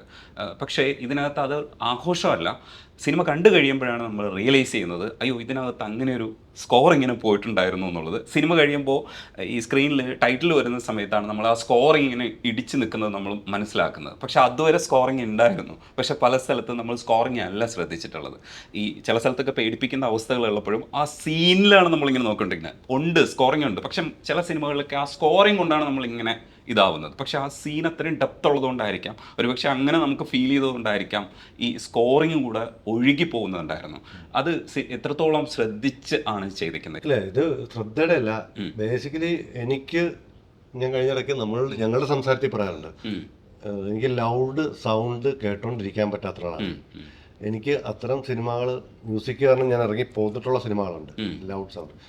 എനിക്കും അല്ലേട്ടനും ഒന്നും വർക്കല്ല, ഞങ്ങളുടെ ഒരു രീതിയും അതല്ല എന്നുള്ളത് കൊണ്ടാണ് നമ്മൾ ബേസിക്കലി സൗണ്ട് ഡിസൈൻ ചെയ്തിട്ട് മാത്രമാണ് മ്യൂസിക്കിലോട്ട് പോകുന്നത്. പിന്നെ സത്യസമയം പറഞ്ഞാൽ ഈ സിനിമയ്ക്ക് ഇതിനേക്കാളും സൗണ്ട് മ്യൂസിക് മിനിമൽ ആക്കണമെന്നായിരുന്നു ഞങ്ങളുടെ രണ്ടുപേരുടെ ആഗ്രഹം. പിന്നെ ഈ പറയുന്ന ലെവലിൽ നിൽക്കുകയും നമ്മൾ താഴത്തോട്ട് പോകുമോ എന്നുള്ളൊരു കൊമേഴ്ഷ്യൽ ചിന്തകളുടെ ഭാഗമായിട്ടാണ് കുറച്ചിപ്പോൾ മ്യൂസിക്കെങ്കിലും അപ്പായിരിക്കും. ഈ സിനിമ കണ്ടിട്ട് നിങ്ങൾ പറഞ്ഞപ്പോൾ ഒരാളെന്നെ വിളിച്ച് പറഞ്ഞത് മഴക്കാലമാണല്ലോ, ഈ പടം കണ്ട് ഇറങ്ങുമ്പോൾ അതിൻ്റെ ആ ഫീല് പുറത്തിറങ്ങുമ്പോഴും സസ്റ്റെയിൻ ചെയ്യുന്നുണ്ട്. ആ OST കേൾക്കാൻ അവരിരുന്നു എന്നാണ് പറയുന്നത്. എല്ലാ തിയേറ്ററിൽ ഇറങ്ങുമ്പോഴും ഈ OST റോളിംഗ് ടൈറ്റിൽസ് പോകുമ്പോഴും ഈ OST കേൾക്കാൻ അവരിരുന്നു. അത് കഴിഞ്ഞിട്ട് പുറത്തേക്ക് ഇറങ്ങുമ്പോൾ ചെറിയ മഴയാണ്. ചില സിനിമകൾ കഴിഞ്ഞിട്ട് തിയേറ്ററിൻ്റെ ഇരുട്ടിൽ നമ്മൾ മഴയിലേക്ക് ഇറങ്ങുമ്പോൾ ഒരു പ്രത്യേക അത് എല്ലാവർക്കും പറയാൻ പറ്റാറില്ല. ഒരാൾ വിളിച്ചത് പറഞ്ഞത് ഒരു ദോസ്തോവ്സ്കിയൻ ഫീൽ ഉണ്ടാക്കി എന്ന് ഒരാൾ പറഞ്ഞു. സീരിയസ് ആയി സിനിമ കാണുന്നത്. അതെ, ഈ റോഡ് നനഞ്ഞു കിടക്കുന്നതിൻ്റെ കണ്ടിന്യൂറ്റി എനിക്ക് തോന്നുന്നു നിങ്ങൾക്ക് പല സ്ഥലത്തും ഭാഗ്യമായിട്ട് മഴ പെയ്തതായിരിക്കും, പക്ഷേ ഇത് നിങ്ങൾ പർപ്പസ്ഫുള്ളി ചെയ്തതായിട്ട് നമുക്ക് ഫീൽ ചെയ്യുന്നു. സിനിമയെ കയറി ചെയ്യാൻ പറ്റുന്ന പലപ്പോഴും ഞങ്ങൾക്ക് കണ്ടിന്യൂറ്റി മഴയെന്നാണ് ഞങ്ങൾ വിളിച്ചുകൊണ്ടിരുന്നത്. ചില സ്ഥലങ്ങളിൽ നമ്മൾ കൃത്യമായി നനച്ചിട്ടുണ്ട്. അത് ആ ടെറൈനെ മൊത്തത്തിൽ എക്സ്പ്ലോർ ചെയ്യുമ്പോൾ പല ഷോട്ട്സുകളും ചിലപ്പോൾ ലാഗ് ചെയ്യും എന്ന് തോന്നാവുന്ന ഷോട്ടുകളൊക്കെ ഉണ്ട്, പക്ഷേ ഒരു സ്ഥലത്തും ലാഗ് ചെയ്തിട്ടില്ല. എനിക്ക് തോന്നുന്നു പല കഥകൾ പറയുമ്പോൾ ഈ സ്കാറ്റേഡ് ആയി കിടക്കുന്ന കഥ പറയുന്ന സമയത്തൊക്കെ ആൾക്കാർക്ക് കണ്ടിന്യൂറ്റി കിട്ടിയില്ല എന്നൊക്കെ പറയുമായിരുന്നു. പക്ഷേ ഇതിനകത്തൊക്കെ സംഭവങ്ങൾ അത്രയും വലുതായതുകൊണ്ടാണോ എന്ന് അറിഞ്ഞുകൂടാ, നമ്മൾ ഇരിക്കുന്നുണ്ട്, ഒരു ഷോട്ട് പോലും മോശമാണ്. ഏരിയൽ വ്യൂവിലെ പല ഷോട്ട്സും ഉപയോഗിച്ചിട്ടുണ്ട്. അതൊന്നും ഷോട്ട് ഉപയോഗിക്കാൻ വേണ്ടിയിട്ടല്ല, നമ്മൾ ആ സമയത്ത് അവരെത്താൻ പോകുന്നതിനെ കുറിച്ച് തന്നെയാണ് ആലോചിച്ചുകൊണ്ടിരിക്കുന്നത്. ഒരു വലിയ വിഷയം കഴിഞ്ഞ് അത് ഒന്ന് അണ്ടർസ്റ്റാൻഡ് ചെയ്ത് അതിൽ നിന്ന് റിലീഫ് ഉണ്ടാവണം, എന്നിട്ട് വേണം അടുത്തത് കയറേണ്ടത്. അതെ അതെ, അങ്ങനെ ഉള്ള ചിന്തകൾ അതിന്റെ ഭാഗമാണ്. അതെ അതെ അതെ. ഇല്ലെങ്കിൽ ഒരുപക്ഷെ താങ്ങൂല എന്നുള്ളത്. ടപ്പെന്ന് പറഞ്ഞ് ഇടിക്കുന്നത് പെട്ടെന്നൊരു ഫീല്, നമ്മളൊരു ഫീലിങ്സ് മാറിയിട്ടേ അടുത്തതിലോട്ട് കയറാൻ പറ്റും. സിനിമ മുഴുവൻ രാത്രികളായിരുന്നു. രാത്രികളിലാണ് അതിൽ എനിക്ക് തോന്നുന്നു എൻ്റെ ഒരു സീൻ അങ്ങനെ കുറച്ച് സീനുകളേ ഉള്ളൂ രാവിലെ, പകലുള്ളൂ, മുഴുവൻ രാത്രികളായിരുന്നു. അതുപോലെ ആ രാത്രിയിൽ ഒരു സ്ഥലത്ത് പോയി ആദ്യം റോഷന്റെ ക്യാരക്ടർ മാത്രം നിൽക്കുന്ന ഒരു അവസ്ഥയിൽ കുറച്ചുകൂടെ നീണ്ടുപോകുമെന്ന് ഞാൻ വിചാരിച്ചു. അവിടെ കുറച്ചുകൂടെ ഡ്രാമ, ആ കിണർ കാണുന്ന സ്ഥലത്തില്ലേ കുറച്ചുകൂടെ ഡ്രാമ ഉണ്ടാവുമെന്ന് വിചാരിച്ചു. പക്ഷെ പെട്ടെന്ന് തീർന്നു. അപ്പം വേറൊരു സ്ഥലത്ത് നൈറ്റ് ഡ്രാമ ഉണ്ട്, കോമിക്കലിയും ഒക്കെ കൈകാര്യം ചെയ്തിട്ടുണ്ട്. പക്ഷെ അവിടെ കുറച്ചുകൂടെ വേണമെന്നായിരുന്നു എൻ്റെ ആഗ്രഹം എന്ന് പറയുന്നത്. നമ്മളുടെ ചിന്തയിൽ ഇതൊരു ഹൊറർ പടമല്ല. അതെ, രണ്ട് വേണമെങ്കിൽ പേടിപ്പിക്കാനാണെങ്കിൽ ഷോർട്ട് ഡിവിഷൻ മാറ്റാൻ നമ്മൾ അത്ര ഒരു ബ്ലാങ്ക് ആയിട്ട് ഇന്നിട്ട് റോഷൻ നടക്കുന്ന ഒരു ഇച്ചിരി കൂടെ നീണ്ട് നടന്ന ഷോട്ടുകളുടെ നമ്പർ കൂട്ടായിരുന്നു. വേണ്ട, നമ്മൾ അങ്ങനെ ഒരു പേടിപ്പിക്കലല്ല അവിടെ ഉദ്ദേശിച്ചത്. കഥാപാത്രത്തിന്റെ ആങ്സൈറ്റികള്, ഫിയർ, അയാളൊരു പേടിയുള്ള മനുഷ്യൻ കൂടാണ്. ഒരു വലിയ പേടിയിലോട്ട് പോകാതിരിക്കാൻ നിന്നെയാണ് പേടിയുള്ള സ്ഥലത്ത് എന്നുള്ളതേ ഉള്ളൂ. ഡീറ്റെയിലിംഗ് നമുക്ക് പലപ്പോഴും നല്ലതാണ്, പക്ഷെ ചിലപ്പോഴൊക്കെ നമ്മൾ ഭയപ്പെടുത്തും. ഇത്രയും ഡീറ്റെയിൽസ് കൊടുത്തു കഴിഞ്ഞാൽ ലാഗിയോ പ്രശ്നമാണോ എന്നൊക്കെ ഉള്ളത്. പക്ഷേ ഈ ക്യാരക്ടേഴ്സിൻ്റെ ഡീറ്റെയിലിംഗ്, എല്ലാ ക്യാരക്ടേഴ്സിനും ഡീറ്റെയിൽസ് ഉണ്ട്. അതിപ്പോൾ അവിടെ ഇരിക്കുന്ന ഒരു പള്ളിയിൽ അച്ഛനെ കാണുമ്പോൾ പോലും അയാൾക്ക് എന്തൊക്കെയോ പറയാനുണ്ടെന്ന് അയാളുടെ ഇരുത്തത്തിൽ, എഴുത്തിൽ ഒക്കെ ഒരു എക്സ്പീരിയൻസ് ഉണ്ടല്ലോ, അത് ഫീൽ ചെയ്യിപ്പിക്കുന്നുണ്ട്. അപ്പം നമ്മൾ വിചാരിക്കുന്നുണ്ട് ഇത്രയും ഡീറ്റെയിൽസ് കൊണ്ടുവന്നിട്ടും ലാഗ് ചെയ്യുന്നില്ല. അതൊരു മാജിക്കാണ്. അല്ല, അത് കഥയിൽ ഇന്നാവുന്നുണ്ടാണ്. നമ്മൾ ഇന്നായാൽ ഇതൊന്നും നമ്മുടെ വിഷയമല്ല. ഇമോഷണലി ഇന്നായാലാണ് നമ്മൾ അപ്പുറം ഇപ്പുറമൊക്കെ നോക്കാൻ തുടങ്ങുന്നത്. ഒരു സ്ഥലത്ത് ലൈറ്റ്, പ്രേതാലയം പോലുള്ള വീട്ടിലില്ലേ, അവിടെ തിരിച്ച് കാണിക്കുന്ന ഒരു ഷോട്ടിൽ അവിടെ ലൈറ്റ് കുറച്ച് കൂടുതലായിട്ട് എനിക്ക് തോന്നിയിട്ടുണ്ടായിരുന്നു. അത് എന്നെ ഒരു സ്ഥലത്ത് മാത്രമാണ് എനിക്ക് അടിച്ചത്. വേറെ ഒരു സ്ഥലത്ത് ഞാൻ സിനിമയിൽ നിന്ന് പുറത്തിറങ്ങിയിട്ടില്ല. സിനിമയിൽ നിന്ന് മാത്രമല്ല, ഈ ക്യാരക്ടേഴ്സിൻ്റെ ഉള്ളില്ലേ, പ്രത്യേകിച്ച് ദിലീഷ് ചേട്ടൻ്റെ ക്യാരക്ടറിൻ്റെ ഉള്ളിലും മറ്റേയാളുടെ ഉള്ളിലും ഒരേ സമയം ഉണ്ടായിരുന്നു. ഇവരിൽ ആരാണ് ഞാനെന്ന് ചിലപ്പോൾ തിരിച്ചറിയാൻ പറ്റിയിട്ടില്ല. റോഷൻ്റെ കൂടെ ആയിരുന്നു കൂടുതൽ സമയമെങ്കിലും, പക്ഷെ അയാളുടെ ചില പൊട്ടത്തരങ്ങൾ കാണുമ്പോൾ നമ്മളിപ്പുറത്ത് ചാടി വരില്ലേ. അപ്പോൾ ഈ ഏത് ആളുടെ ഒപ്പമാണ് നമ്മൾ നിൽക്കുന്നത് എന്നുള്ളത് എനിക്ക് അറിഞ്ഞുകൂടായിരുന്നു. പക്ഷേ എനിക്ക് തോന്നുന്നു ഷാഹി ശരിക്കും ഇയാളുടെ പെർസ്പെക്റ്റീവ്, റോഷൻ്റെ ക്യാരക്ടറിൻ്റെ പെർസ്പെക്റ്റീവിലാണ് കൂടുതൽ റൈറ്റിങ്സ് പോയിരിക്കുന്നത് തോന്നുന്നു. അങ്ങനെ ഒരു ആംഗിൾ ഉണ്ടായിരുന്നു. ഇല്ല, നമ്മളെ എല്ലാ കഥാപാത്രങ്ങളും തുല്യനീതിയിൽ കാണുക എന്നുള്ളത് തന്നെയാണ്. അത് ചെറുതോ വലുതോ ആണെങ്കിൽ എല്ലാവർക്കും ഒരു കാരണം ഉണ്ടാവണം അവരുടെ പ്രവർത്തികൾ. ഇപ്പൊ നമ്മൾ കുമാരഹാസനെ ഇൻട്രൊഡ്യൂസ് ചെയ്യുമ്പോൾ തന്നെ കുമാരഹാസൻ എന്താണെന്ന് പറയുന്നുണ്ട്. പുള്ളിയുടെ ആദ്യത്തെ റോഷനുമായിട്ടുള്ള പോക്കിൽ തന്നെ വലിയൊരു ഇമോഷൻ പറയുന്ന സമയത്തും കുമാരൻ ഇപ്പുറത്തോട്ട് ഭയങ്കര ഇഷ്ടമുള്ളൊരു പോർഷൻ. ഫസ്റ്റ് ഷോട്ടിൽ കുമാരൻ, ഫസ്റ്റ് അല്ല അകത്തൊക്കെ ഉണ്ട് നോർമൽ, അല്ലാതെ ഒരു സീരിയസ് വെളിയിലോട്ട് ഇറങ്ങുമ്പോൾ പുള്ളി അത് എക്സ്പ്രസ് ചെയ്യുന്നുള്ളൂ. കുമാരൻ അറിഞ്ഞോ? പിന്നെ അത് ഒന്ന് പ്രേതത്തിൽ വിശ്വസിക്കാത്ത ആളുമാണ്. അതെ അതെ അതെ. പക്ഷെ പ്രേതങ്ങളെ കുറിച്ചുള്ള കമന്റ് നല്ലതാണ് കേട്ടോ. ഇത്രയും കാലത്തെ സർവീസിനിടയിൽ ഞങ്ങൾ ആരും പ്രേതത്തെയും കണ്ടിട്ടില്ല. ഞങ്ങളെല്ലാം എത്രയോ പ്രേതങ്ങളെ എടുത്തിട്ടുള്ളതാണ്, പക്ഷെ ഞങ്ങളാരും കണ്ടിട്ടില്ല. ഇത്രയും കണ്ടിട്ടില്ല എന്ന് പറയുന്നത് അതൊരു നല്ല സ്റ്റേറ്റ്മെന്റ് ആണ്. അത് ഇനിയുള്ള പ്രേത സിനിമകളെയും ബാധിക്കും കേട്ടോ. കുറച്ചുകൂടെ നല്ല പ്രേതങ്ങൾ വരണം. ഇപ്പൊ ആ പ്രേതം ഇല്ല, ഇതുവരെ ആരും കണ്ടിട്ടില്ലേ, വിശ്വസിക്കുന്നില്ലേ? അതെ, ഹൊറർ എന്ന് പറയുന്നത് പലപ്പോഴും മനുഷ്യർ ക്രിയേറ്റ് ചെയ്യുന്നതാണല്ലോ. അതെ അതെ അതെ അതെ. അല്ല, ചിലർക്ക് വിശ്വസിക്കുന്നുണ്ട് ഇപ്പോഴും പ്രേതത്തിലെന്ന് പറയുന്നത്. എനിക്ക് പേടിയുള്ള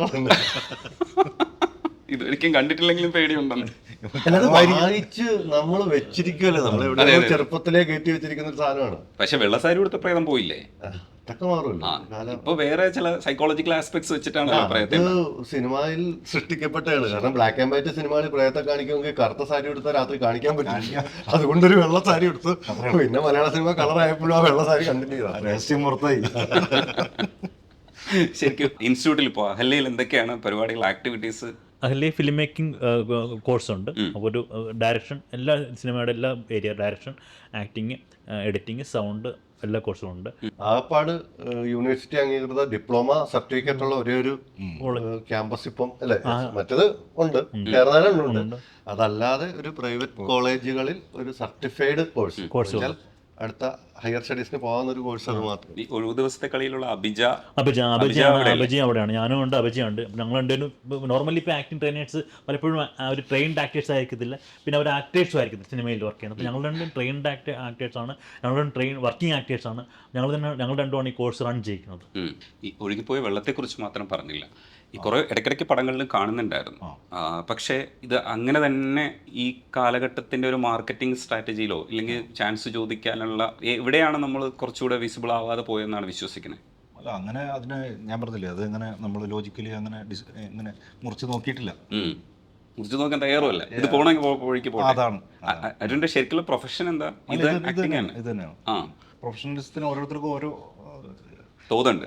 അല്ല, തോത് മാത്രമല്ല, ഓരോ വ്യാഖ്യാനങ്ങളാണല്ലോ. നമ്മൾ ആ ജോലിക്ക് വരുമ്പോൾ ആ ജോലി പ്രത്യേകിച്ച് ചെയ്യുക എന്നുള്ളതാണ് എൻ്റെ പ്രൊഫഷണലിസം. അത്രേ ഉള്ളൂ. ചെയ്യാന്നല്ല, ചെയ്യാൻ ശ്രമിക്കുക. അതെ അതെ അതെ അതെ. ഈ അരുണിന്റെ കണ്ണിൽ കുറച്ചുകൂടെ വില്ലത്തരങ്ങളില്ലേ? കുറച്ചുകൂടെ എക്സ്പ്ലോയിറ്റ് ചെയ്യാല്ലേ? കാമുകനായിട്ട് ഉപയോഗിച്ചിട്ടുള്ള ആളാണ് മനുഷ്യനാണ്. കാമുകനായിട്ട് ഉപയോഗിച്ച നിങ്ങൾ കേട്ടില്ല.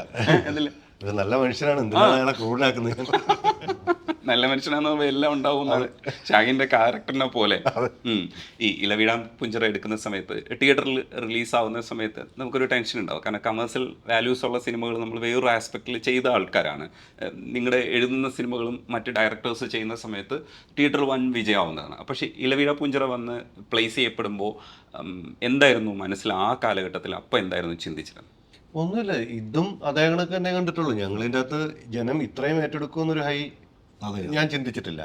ഇലവിഴ പുഞ്ചിറ ഇതുമെല്ലാം ഒരേ രീതിയിൽ തന്നെയാണ്. നമുക്ക് ഇഷ്ടപ്പെട്ട ഒരു സിനിമ നമ്മൾ ചെയ്യുന്നു, റിസൾട്ട് കൊമേഴ്സ്യൽ എന്താണെന്നൊന്നും ചിന്തിച്ചില്ല. അത് ഞാൻ പറഞ്ഞു, ചില സിനിമ ജീവിക്കാൻ എഴുതുന്ന സിനിമകൾ നമുക്ക് ജീവിതമാക്കാം, ചെയ്യുന്ന സിനിമകൾ നമുക്ക് കുറച്ചുകൂടി ഇഷ്ടമുള്ള ആത്മാർത്ഥമുള്ള സിനിമകൾ ചെയ്യണം, അങ്ങനെ ചിന്തിച്ചിട്ടുള്ളൂ. അല്ലാതെ അതൊരു തിയേറ്ററിൽ വരും വലിയ സക്സസ് ആവുമെന്ന് ഞങ്ങൾ ആരും വിശ്വസിച്ചിട്ടില്ല. പക്ഷേ പിന്നീട് OTT സമയങ്ങൾ ഏറ്റവും കൂടുതൽ ഇപ്പോൾ അപ്രീസിയേഷൻ കിട്ടുന്ന ഒരു സിനിമയിൽ ഒന്നതാണ്. ഈ അവയവദാനത്തെ സപ്പോർട്ട് ചെയ്യുന്ന ചിറ്റിലപ്പള്ളിയെ പോലെ ഒരാളിനെ ഇതിനകത്ത് കാസ്റ്റ് ചെയ്യുമ്പോൾ ഈ ജോസഫിൽ സംഭവിച്ചൊരു ആ ഒരു ഷെയ്ഡ് ഒന്നുമല്ല, അങ്ങനത്തെ ഒരു ചിന്തയല്ല. എനിക്ക് അവിടെ ഭയങ്കര സ്വാത്വികമായ നല്ല അങ്ങനെ ഒരു ലുക്കുള്ള അല്ലെ അത്രയും സ്വാത്വികമായി തോന്നുന്ന ഒരാൾ വേണം. നമുക്കിവിടെ ആ ഒരു ഏജിൽ നമുക്ക് അങ്ങനെ ഒരാളെ കണ്ടെത്താൻ പറ്റിയിട്ടില്ല സിനിമയിൽ നിന്ന്. അപ്പോൾ എൻ്റെ അസിസ്റ്റന്റ് ഡയറക്ടേഴ്സിനോട് അങ്ങനെ ഒരാൾ വേണമെന്ന് പറയുമ്പോൾ ഞാൻ ചാരുഹാസൻ്റെ പഴയ രൂപമാണ് കൊടുത്തത്. അവർ തപ്പിക്കൊണ്ട് വന്നു കഴിഞ്ഞപ്പോൾ അഭിനയിക്കില്ല സാർ, അഭിനയിച്ച് കണ്ടിട്ടില്ല, ഈ അദ്ദേഹം ഓക്കെ ആണെന്ന് ചോദിച്ചു. അപ്പോൾ പുള്ളിയെ പോയി കണ്ടു, ഭയങ്കര പാടുപെട്ടാണ് ഞങ്ങൾ കൺവിൻസ് ചെയ്തു. ഒരു ദിവസമേ ഉള്ളൂ ഷൂട്ട് എന്നൊക്കെ പറഞ്ഞ്, സാറില്ലാതെ പറ്റില്ല എന്നൊക്കെ പറഞ്ഞ് അങ്ങനെ കൊണ്ടുവന്നതാണ്. അല്ലാതെ അതിന് ജോസഫും അതുമായിട്ട് സാറ് യാതൊരു ബന്ധമില്ല. നായിട്ട് പോലെ ഈ ത്രില്ലിംഗ് സിനിമകൾ നമുക്ക് ഭയങ്കര ഇഷ്ടമാണ്. പക്ഷേ ഈ ക്യാരക്ടേഴ്സിൻ്റെ ഇമോഷൻസിനെ വെക്കുമ്പോൾ ഇതിലും ക്യാരക്ടേഴ്സിൻ്റെ ഇമോഷൻസിനെ ഉപയോഗിച്ചിട്ടുണ്ട്. ഒരുപക്ഷെ ഇമോഷൻസിനെ ഉപയോഗിക്കാൻ വേണ്ടിയിട്ടാണ് ഷാഹി ഇത് ചെയ്യുന്നതെന്നാണ് ഞാൻ മനസ്സിലാക്കുന്നത്. ഇമോഷൻസാണ് മെയിൻ. അത് എങ്ങനെയൊക്കെ പോകട്ടെ, പക്ഷെ ചില സ്ഥലത്തൊക്കെ ചിത്രീകരിക്കുന്ന സമയത്ത് ഇതിലും അതേപോലെ ചില ചിത്രീകരണങ്ങളൊക്കെ കുറച്ചൊരു വയലൻസ് കാണാൻ ബുദ്ധിമുട്ടുള്ളവർക്ക് ചെറിയ പ്രശ്നങ്ങൾ ഉണ്ടാക്കും. പക്ഷെ അത് കമ്മ്യൂണിക്കേറ്റ് ചെയ്യാൻ വേണം. ഒരുപക്ഷെ അത് കാണുന്നതുകൊണ്ടാണ് നമ്മുടെ മനസ്സിനകത്ത് ഇത് ഇത്രയും തീവ്രമായിട്ട് വീഴുന്നത്. പക്ഷെ അതെങ്ങനെയാണ് അത് ബാലൻസ് ചെയ്യാന്നുള്ളത് നമുക്ക് ഇതുവരെയ്ക്കും അറിഞ്ഞുകൂടാ. ഇപ്പോൾ വയലൻസിന്റെ ഏറ്റവും എക്സ്ട്രീം സർട്ടിഫിക്കറ്റ് വെച്ചിട്ട് വയലൻസ് വരുന്ന സിനിമകൾ ഇവിടെ ഓടുന്ന കാലമാണ്. അത് ഞാൻ ആ സിനിമയുടെ അല്ല പറഞ്ഞ, പൊതുവെ കോവിഡിന്റെ കാലഘട്ടത്തിൽ വിദേശത്തുള്ള വയലൻസ്, കൊറിയൻ അത്തരം സിനിമകൾ ഒത്തിരി കണ്ടിട്ടുണ്ട്. ഇപ്പം എനിക്ക് തോന്നുന്നു കിം കിഡൂക്ക് സിനിമകൾ IFFK വന്നിട്ടുണ്ട്. ഏറ്റവും കൂടുതൽ ആൾക്കാർ കണ്ടിരുന്ന അത്തരം വയലൻസ് സിനിമകൾ കണ്ടിട്ടുണ്ട്. സോ വയലൻസ് അങ്ങനെ നമ്മളതിനെ തരംതിരിച്ച് അത് ഒഴിവാക്കണമെന്നോ വേണമെന്നല്ല. ഈ സിനിമയ്ക്ക് മിനിമലി ഇത് ഇവിടെ ഉണ്ടായാലേ ഇത് വർക്കാവും. അല്ല സിനിമ കമ്മ്യൂണിക്കേറ്റ് ചെയ്യുന്നുള്ളത് കൊണ്ട് മാത്രമാണ്. ഒരു വയലൻസ് കാണിക്കാൻ വേണ്ടി ഇതിൻ്റെ അകത്ത് എവിടെയും വയലൻസ് കാണിച്ചിട്ടില്ല. ഓഫീസർ ഓൺ ഡ്യൂട്ടിയിൽ കുഞ്ചാക്കോവൻ ഫസ്റ്റിൽ വരുമ്പോൾ അയാൾ അവതരിപ്പിക്കുന്ന ഒരു സാധ്യതയുണ്ട്. അത് അങ്ങനെ തന്നെ അവതരിപ്പിച്ചതുകൊണ്ടാണ് നമ്മൾക്ക് പെട്ടെന്ന് ഇന്നായത്. ആദ്യത്തെ 15 മിനിറ്റ് പോയത് അറിഞ്ഞില്ല കേട്ടോ. ഇതെന്താണ് ഇന്ന് നമ്മൾ ആലോചിക്കുന്നതിന് മുമ്പ് തന്നെ ക്യാരക്ടേഴ്സിനെ എസ്റ്റാബ്ലിഷ് ചെയ്ത് സംഭവം എസ്റ്റാബ്ലിഷ് ചെയ്ത് ഇങ്ങനെ കടകടകടകടാന്ന് പോകുന്നൊരു സ്റ്റൈലില്ലേ, ആ പാറ്റേൺ വേറൊരു പാറ്റേൺ ആണ്. അത് വേറൊന്നുമില്ല, എന്റെ ക്യാരക്ടറൈസേഷൻ റിവേഴ്സ് വർക്ക് ചെയ്തേ ഉള്ളൂ. എല്ലാത്തിനും ഇപ്പൊ റോന്നാണല്ലോ, ഇതിൽ ബാക്കി സിനിമകളിലാണ് ഇവരെ ട്രാവൽ ചെയ്തൊരു മൊമെന്റിൽ എത്തുമ്പോഴാണ് ഇത്രയും കാര്യങ്ങൾ ഇയാളെ പിന്നിലുണ്ടെന്ന് അറിയുന്നു, മനസ്സിലാവുന്നു. ഇത് നേരെ തിരിച്ചു. ഇവിടെ ഒരു പ്രശ്നം, എന്ത് മനുഷ്യനാണ് ഇയാൾ എന്ന് നോക്കിയിട്ട് ഇപ്പുറത്തോട്ട് തിരിച്ചു റിവേഴ്സ് വർക്കുന്നേ ഉള്ളൂ. അതേപോലെ ഈ ക്യാരക്ടേഴ്സിന്റെ യഥാർത്ഥ സ്വഭാവത്തെ ഒന്നും ലൗഡായിട്ട് എസ്റ്റാബ്ലിഷ് ചെയ്യാതെ പതിയെ പതിയെ പതിയെ പതിയെ അരിച്ചരിച്ചരിച്ചരിച്ച് കൊണ്ടുവരുന്ന ഒരു രീതിയാണുള്ളത്. അതൊരു സുഖമുള്ള രീതിയാണ്. പക്ഷെ അത് തന്നെയല്ലേ ജീവിതത്തിലെന്ന് നമുക്കും തോന്നുന്നു. നമ്മളെക്കുറിച്ച് നമ്മുടെ അടുത്ത് നടക്കുന്നവർക്കായിരിക്കും കുറച്ചുകൂടെ മനസ്സിലായി. അങ്ങനെയൊന്നുമല്ല, ഒരു മനുഷ്യന്റെ ബേസിക് സ്വഭാവമുണ്ട്. ഇപ്പം ഞങ്ങൾ നല്ല സുഹൃത്തുക്കളാണ് എന്ന് കരുതുക, കുമാരദാസ് ഇദ്ദേഹത്തിന്റെ വലിയ ശത്രുവാണ് എന്ന് കരുതുക. ഞാനിപ്പം ഒരു 100 പ്രാവശ്യം അരുണ് എല്ലാ സഹായങ്ങളും ചെയ്തു കൊടുത്താലും അരുണത് ടേക്കൺ ഫോർ ഗ്രാൻഡഡ് ആണ്, അവനത് ചെയ്യേണ്ടതാണ്. നേരെ മറിച്ച് ഇയാൾ ക്രൂഷ്യൽ ഒരു സിറ്റുവേഷനിൽ നിൽക്കുമ്പോൾ കുമാരാസാണ് ഒരു സഹായം ചെയ്യുന്നെങ്കിൽ ഇമോഷൻ ഷിഫ്റ്റ് ഭയങ്കര അപ്പുറത്താണ്. അത് നമ്മൾ ഉപയോഗിക്കുന്നു സിനിമയിൽ, അതൊക്കെ ഉള്ളൂ. രഹസ്യങ്ങളെല്ലാം വലിയ രഹസ്യമാണ്, വലിയ രഹസ്യമാണ്. ചലച്ചിത്ര വിദ്യാർത്ഥികളും കേട്ട് പഠിക്കേണ്ടതാണ്. വലിയ അങ്ങനെയാണ് ഇമോഷൻസ് വർക്കാണ്. നമ്മളത് തന്നെ അങ്ങനെ ട്രാവൽ ചെയ്തിട്ട് പെട്ടെന്ന് വരുമ്പോഴാണ് നമ്മൾ ട്രിക്ക്, പല ട്രിക്കുകളിലൊന്ന് 19ാമത്തെ അളവ് പറയത്തില്ല.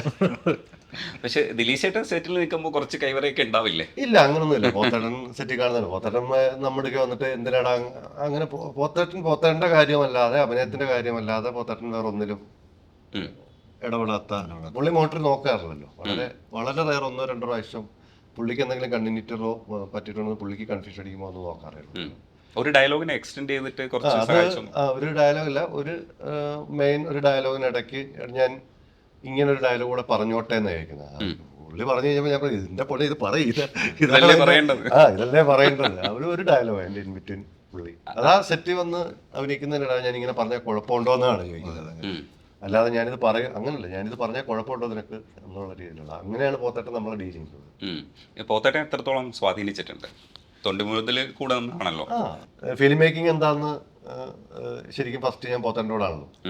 അങ്ങനൊരു സാധ്യത ആർട്ടിൻ്റെയും പശ്ചാത്തലത്തിൻ്റെയും എല്ലാം മൂഡ് എങ്ങനെ സെറ്റ് ചെയ്യുന്നു എന്നുള്ളത് ഒന്ന് പോത്തേട്ടൻ. പിന്നെ പപ്പേൻ്റെ കൂടെ റൈറ്ററായിട്ടിരിക്കുമ്പോൾ ഞാൻ ഫുൾ ടൈം സെറ്റ് ചെന്നിരുന്നിട്ടുണ്ട്. കാരണം എനിക്ക് ഡയറക്ഷൻ എനിക്ക് താല്പര്യം ഉണ്ടായിരുന്നതാണ്. പപ്പേട്ടൻ എങ്ങനെയാണ് കോർഡിനേഷൻ, പപ്പേട്ടനൊക്കെ ഭയങ്കര ഫിലിമി ഷൂട്ട് ചെയ്തുകൊണ്ട് ഇത് മതി, ഇത്രയും മതി എന്നൊക്കെയുള്ള തീരുമാനങ്ങളുണ്ടല്ലോ. അത് തന്നെ ഭയങ്കരമായിട്ട് വർക്ക് ചെയ്തിട്ടുണ്ട്. മാർട്ടിൻ ചേട്ടൻ്റെ സിനിമകൾ ഞങ്ങൾക്കറിയാം, ഒരു ഫോട്ടോഗ്രാഫി വേണം പുള്ളി അതിൻ്റെ അകത്ത് ഇൻവെസ്റ്റ് ചെയ്യുന്നത്. അപ്പോൾ പലരുടെയും സ്വാധീനങ്ങൾ തന്നെയാണ്. ഈ സിനിമ വിജയിച്ചു കഴിയുമ്പോൾ നമുക്കൊരു സന്തോഷം ഉണ്ടാവും, ഭയങ്കര രസമാണ്. അതിൽ ഏറ്റവും നല്ല മൊമെന്റ് ആര് വിളിച്ചപ്പോഴാണ്, ഇല്ലെങ്കിൽ എപ്പോഴാണ് അങ്ങനെ ഒരു മൊമെന്റ് ആയിട്ട് തോന്നിയത്? ഞാൻ പോസ്റ്റ് ഇട്ടുന്നത് കാരണം കമന്റ് വെച്ച് കുറെ പേര് തല്ലാൻ നടക്കുന്നത് തന്നെ, ഇടി കിട്ടും, നല്ല ചളുക്ക് കിട്ടും. ഒരു വാട്സപ്പ് സ്റ്റാറ്റസ് പുള്ളിയുടെ കാരണം കൊണ്ട് അടിക്കണം. ഇത് ഒക്കെ ഭയങ്കര സന്തോഷമാണ്. കാരണം ആൾക്ക് അത്രയ്ക്കും വെറുപ്പ് ഉണ്ടാക്കി ആ ക്യാരക്ടറിനോട്. അപ്പോൾ അതൊക്കെ നമ്മുടെ പെർഫോമൻസ് കൺവിൻസിങ് ആയി. ഇതിനു മുമ്പുള്ള പടം രുദ്രമായിരുന്നു. രുദ്രം ആ സമയത്ത് ഇറങ്ങി, പിന്നെ ഇടിമഴക്കാറ്റ്. അപ്പം നോട്ടീസ് ചെയ്ത് ഈ സിനിമയാണ് ഈ പെർഫോമൻസ് ആൾക്കാർ കണ്ടത്. അപ്പോൾ അതിന് ഭയങ്കര ഹാപ്പിയാണ് ഈ കമൻറ്റ്സ് വായിച്ചിട്ട്. ബാക്കി സുഹൃത്തുക്കൾ വിളിക്കാറുണ്ട്, പേരൻസ് എല്ലാവരും വിളിക്കാറുണ്ട്. അപ്പോൾ ഫൈൻ. പക്ഷേ ഈ കമൻസ് ആണ് എന്നെ ഭയങ്കര ട്രിപ്പ് കിട്ടിയത്. ഈ പോലീസുകാരനെ ഞങ്ങൾ എവിടെയോ കണ്ടിട്ടുണ്ട് കേട്ടോ. ഈവൻ പോലീസുകാരുടെ വാട്സപ്പ് ഗ്രൂപ്പിൽ ഇതുപോലെ എൻ്റെ പോസ്റ്റ് വെച്ചിട്ട് കമന്റ് വന്നു, ഇതുപോലെ പല ചതിയന്മാർ നമ്മുടെ കൂടെ ഉണ്ടെന്ന്. അവരുടെ പോലീസുകാരുടെ തന്നെ വാട്സപ്പ് ഗ്രൂപ്പിൽ.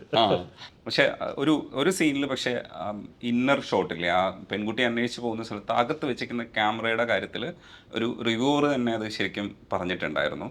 അത് കുറച്ചൊരു ലൈറ്റപ്പ് ഒക്കെ വ്യത്യസ്തമായിട്ട് തോന്നി, ആ സിനിമയിൽ നിന്ന് വ്യത്യസ്തമായി നിൽക്കുന്നത്. അത് ഗ്രേഡിങ്ങിൽ പറ്റിയതാണോ എന്താണെന്ന് അറിയില്ല.